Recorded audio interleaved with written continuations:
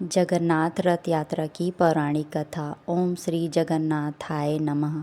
बहुत समय पहले मालवा देश के इंद्रद्युम्न नाम के एक धर्मात्मा और विष्णु भक्त राजा राज्य करते थे। वे दिन रात भगवान विष्णु का स्मरण करते थे, लेकिन उनके मन में एक ही इच्छा थी, वे भगवान के उस दिव्य स्वरूप के दर्शन करें जिसके दर्शन देवताओं के लिए भी दुर्लभ माने जाते थे। एक दिन उनके दरबार में एक महात्मा आए। उन्होंने राजा से कहा, उत्कल वर्तमान उड़ीसा के घने वन में भगवान विष्णु नीलमाधव के रूप में विराजमान हैं। उनकी पूजा सबर समुदाय के प्रमुख विश्वावसु अत्यंत गुप्त रूप से करते थे।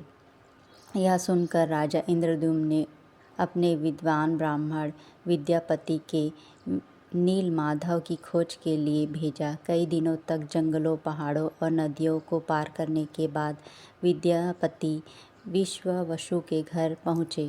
पहले तो विश्वावसु ने भगवान का स्थान बताने से इनकार कर दिया, लेकिन बाद में उनकी श्रद्धा देखकर वे तैयार हुए।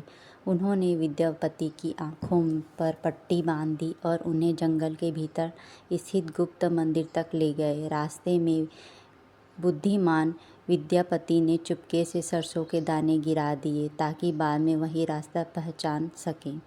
जब उन्होंने नीलमाधव के दर्शन किए तो वे भगवान के दिव्य तेज से अभिभूत हो गया। उन्होंने लौटकर राजा को सारी घटना बताई।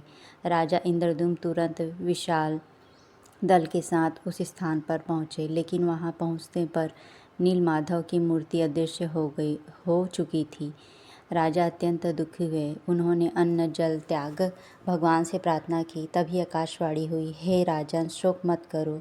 समुद्र में एक दिव्य दारू पवित्र लकड़ी निकलेगी, उसी से मेरा नया स्वरूप स्थापित होगा। कुछ दिन बाद समुद्र तट पर एक विशाल दिव्य लकड़ी दिखाई दी। अनेक सैनिकों और हाथियों ने उसे उठाने का प्रयास किया, पर कोई सफल नहीं हुआ। तभी फिर आकाशवाणी हुई, विश्वावसु और विद्यापति दोनों मिलकर श्रद्धा से उससे उठाएं। जैसे ही दोनों भक्तों ने भगवान का नाम लेकर उस दिव्य लकड़ी की स्पर्श किया, वह सहज ही रथ पर स्थापित हो गया।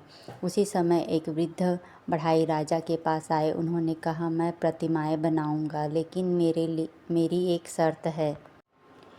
21 दिन तक कोई भी कक्ष का द्वार नहीं खोलेगा। यदि द्वार खोला गया तो मैं कार्य अधूरा छोड़कर चला जाऊंगा। राजा ने शर्त स्वीकार कर ली। वृद्ध ब्राह्मण कक्ष के भीतर चला गया और प्रतिमाएं बनाने लगा। कई दिनों तक भीतर से औजारों की आवाज़ आती रही। फिर अचानक सब शांत हो गया। रानी गुड़ीचा को चिंता हुई कि कहीं वृद्ध के साथ कोई अनहोनी तो नहीं हो गई। उन्होंने राजा से द्वार खोलने का आग्रह किया। राजा ने अधीर होकर समय पूरा होने से पहले ही द्वार खुलवा दिया। द्वार खुलते ही वृद्ध बढ़ाई वहाँ नहीं थे। सामने भगवान जगन्नाथ, बड़े भाई बलभद्र और बहन सुभद्रा की दिव्य प्रतिमाएं विराजमान थीं। उनके हाथ और पैर पूर्ण रूप से निर्मित नहीं थे। राजा दुखी हुए कि उसने भूल हो गई है। तभी भगवान की दिव्य वाणी सुनाई दी, हे इंद्रद्युम्न, यही मेरी इच्छा स्वरूप है। मैं इसी रूप में समस्त संसार को दर्शन दूंगा। मेरे लिए बाहरी रूप नहीं, भक्त का प्रेम सर्वोपरि है। राजा ने उसी दिव्य स्वरूप की स्थापना भव्य मंदिर में कराई। कुछ समय बाद भगवान ने राजा को स्वप्न में आदेश दिया, वर्ष में एक बार मैं स्वयं अपने भक्तों के बीच जाऊंगा। मुझे रथ पर बैठाकर नगर भ्रमण कराना, ताकि जो मंदिर तक नहीं आ सकते वे भी मेरी दर्शन कर सकें। तभी से रथ यात्रा की पवित्र परंपरा प्रारंभ हुई। आषाढ़ शुक्ल द्वितीया के दिन भगवान जगन्नाथ, बलभद्र और सुभद्रा तीनों विशाल रथों में विराजमान होकर श्री मंदिर से गुड़ीचा मंदिर तक जाते हैं। भगवान जगन्नाथ के रथ का नाम नंदी घोष, बलभद्र के रथ का नाम तालध्वज और माता सुभद्रा के रथ का नाम दर्पण दलन है।